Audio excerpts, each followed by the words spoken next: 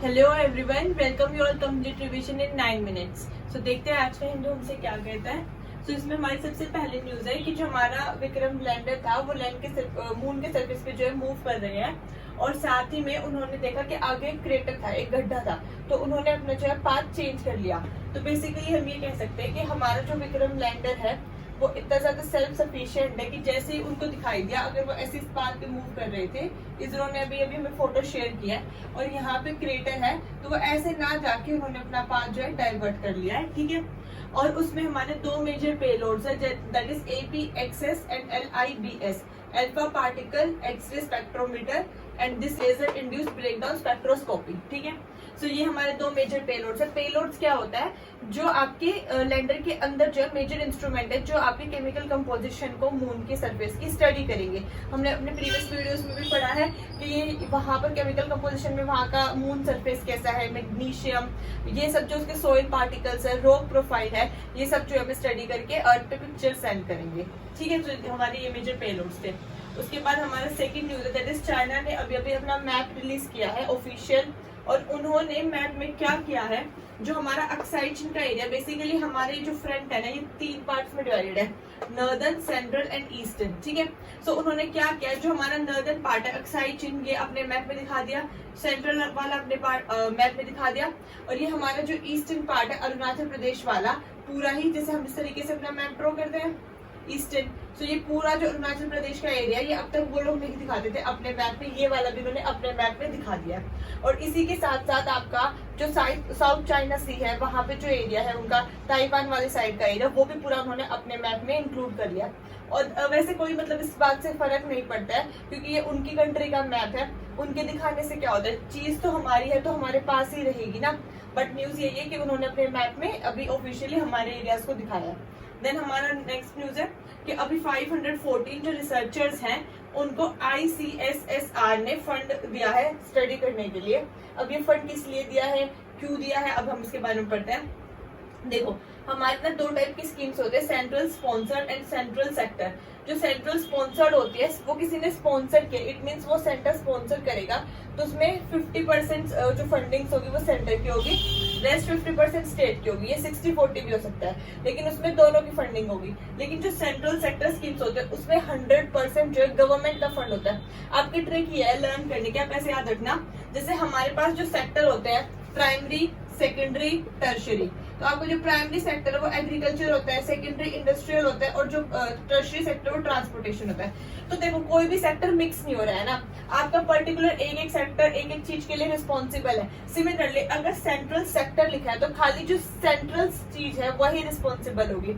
अगर मैं आपको प्राइमरी सेक्टर बोलती हूँ तो आपके माइंड में एकदम से आ जाता है कि एग्रीकल्चर से रिलेटेड जो होगा, रूरल सेक्टर जो होगा हमारा। अगर मैं टर्शियरी बोल दूँ तो ट्रांसपोर्टेशन आएगा आपके में, टर्शियरी में आपके पास एग्रीकल्चर नहीं आएगा।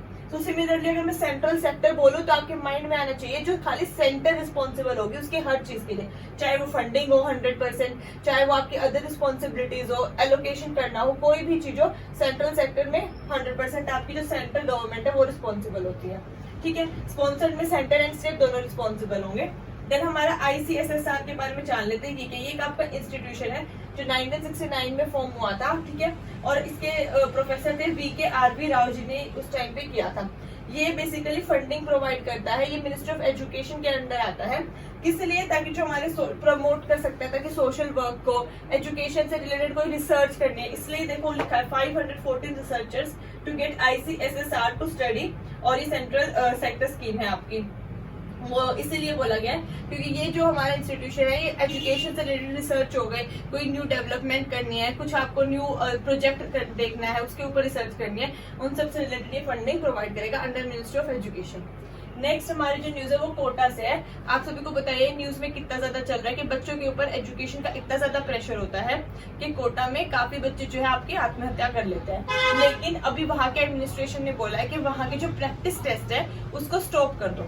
अब ऐसा क्यों बोला है? क्योंकि जो हमने देखे मोस्टली बच्चों के साथ अनफॉर्चुनेट इंसिडेंट होते हैं वो प्रैक्टिस टेस्ट के कारण होते हैं। अब इसका क्या मतलब है? फॉर एग्जाम्पल अगर किसी बच्चे ने एक कोचिंग सेंटर में एडमिशन लिया अपना, तो क्या करेंगे वो उस टाइम टाइम पर उसको एक बैच एलोकेट करता है, लेकिन उसके बाद उसके प्रैक्टिस टेस्ट होते हैं, जैसे मान लो फोर्टनाइटली हो गया, 15 डेज के बाद हो गया, 14 डेज के बाद हो गया, या 30 डेज के बाद हो गया, ठीक है, इस तरीके से। और उसके बाद वो बच्चों को सेग्रीगेट कर देंगे लेयर्स में, मतलब अगर जिस बच्चे ने फॉर एग्जांपल 100 में से 70 से अबव स्कोर किया है उसको हम बैच ए दे देंगे, जिसने 50 से अबव किया उसको बी दे देंगे, और बाकी सबको सी बैच दे देंगे।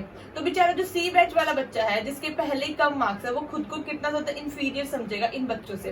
वो सोचेगा कि मेरे को तो टीचर्स भी अच्छे नहीं मिलेंगे, ए बैच वाले को ज्यादा फैसिलिटीज प्रोवाइड की जाएंगी। इसी कारणवश जो ये बच्चे हैं वो इतना ज्यादा गलत स्टेप उठा लेते हैं। तो वहां के एडमिनिस्ट्रेशन ने बोला है कि वहां के जो प्रैक्टिस टेस्ट है आप उसको बंद कर दो, इस तरीके से बच्चों को सेग्रीगेट मत करो। और अगर करना ही है तो आप लोग शुरू में टेस्ट ले लो, जैसे स्कॉलरशिप बेस्ड टेस्ट होते हैं, उसमें बच्चे का कॉन्फिडेंस भी बढ़ेगा। जैसे अगर उसको 40% की स्कॉलरशिप 20% भी मिलेगी तो उसको लगेगा हाँ मैंने अर्न करके एटलीस्ट टोटल फीस में से 20% पैसे कम दिए हैं। तो इस तरीके से आप कर सकते हैं। और ये बहुत ही खराब बात तो है ही, ऐसा किसी भी बच्चे को नहीं करना चाहिए, क्योंकि लाइफ से बढ़कर पढ़ाई नहीं है, जिंदगी सबसे पहले है। सो अब हम देखते हैं हमारी जो नेक्स्ट न्यूज है, that is India needs comprehensive sexuality education. इसमें हमारे जो ऑथर है, राइटर है, वो बोलते हैं कि इंडिया में बहुत ज्यादा कमी है कि बच्चे सेक्सुअली अवेयर नहीं है एजुकेशन के रिगार्डिंग। कैसे, जैसे हमारे जो नेशनल क्राइम रिकॉर्ड ब्यूरो है NCRB, उन्होंने भी बोला है अंडर पॉक्सो एक्ट जो है 51,863 केसेस इस साल प्रीवियस ईयर उन्होंने दर्ज किए थे, जिसमें से आपके 33,348 जो है चाइल्ड सेक्सुअल अब्यूज के केसेस थे। आपको एग्जैक्ट नंबर ना याद रहे तो थोड़ा रफली ध्यान रखना कि आप देख सकते हो अगर 50,000 केस है उसमें से 30,000 से ज्यादा, मतलब मोर देन आपका 55 to 60% जो है सिर्फ इसलिए होता है कि जो बच्चे को सेक्सुअल एजुकेशन की अवेयरनेस नहीं है, उसको ये नहीं पता कि गुड टच क्या है, बैड टच क्या है। ठीक है, हमारी सोसाइटी इस तरीके से मोल्ड कर देती है कि एक लड़का ही सारे बाहर के काम करेगा, लड़कियां घर में रहेंगी, तो उसको कोई भी अवेयरनेस नहीं है। और जैसे मतलब जब बच्चे स्कूल में जाते हैं तो वहां पर भी, और मान लो किसी के पेरेंट्स वर्किंग है तो वो अपने बच्चे के साथ ज्यादा से ज्यादा टाइम नहीं स्पेंड कर पाते हैं, जिस वजह से बच्चा बता नहीं पाता अपने पेरेंट्स को सारी प्रॉब्लम्स। तो इसका सॉल्यूशन यही है कि इससे पहले ये सब ज्यादा बच्चों के साथ हो, ऑलरेडी मतलब हमारे पास इतना बड़ा नंबर है, हमें ये रिड्यूस ही करना है कि किसी एक बच्चे के साथ भी ना हो, तो पेरेंट्स को ज्यादा से ज्यादा अपने बच्चों के साथ टाइम स्पेंड करना चाहिए। राइटर ये सॉल्यूशन बताते हैं कि उन्हें उनसे पूछना चाहिए, इंटरेक्शन करना चाहिए, क्योंकि जितने ज्यादा पेरेंट्स इंटरेक्टिव हो सकते हैं उनके साथ, उतना तो टीचर भी क्लास में स्पेंड नहीं कर सकती है टाइम बच्चों के साथ। सो इसलिए ये भी एक मेजर इशू है, तो हमें बच्चों को इस रिगार्डिंग भी अवेयर करना चाहिए। उसके बाद हमारा एक न्यूज था, दैट इज आदित्य L1, जो हम 2 सितंबर को इसरो जो है लॉन्च करने वाले हैं। वो सोलर मिशन है ये हमारा। ये ऑलरेडी वैसे मैं आपको एक्सप्लेन कर चुकी हूँ, लेकिन जैसे कुछ न्यू व्यूअर्स होते हैं उनके लिए मैं दोबारा से बता देती हूँ एक बारी। देखो हमारे पास 3 लैग्रेंज पॉइंट्स होते हैं, सॉरी 5 लैग्रेंज पॉइंट्स होते हैं। 3 हमारे पास लैग्रेंज पॉइंट्स जो है वो हॉरिजॉन्टल होते हैं, L3, L1 and L2। And यहाँ पे हमारा ऊपर होता है L4 एंड L5 इस तरीके से। बट L4 और L5 जो है हमारे काफी डिस्टेंस पे हैं, ऑल्दो ये ज्यादा स्टेबल हैं, लेकिन ये बहुत ज्यादा डिस्टेंस पे, इसलिए हम यहाँ पे अपने आदित्य L1 को प्लेस नहीं कर सकते हैं। ये जो लैग्रेंज पॉइंट 1 है, इस पे हम अपने जो है आदित्य L1 को प्लेस करेंगे, और ये है हमारा सन।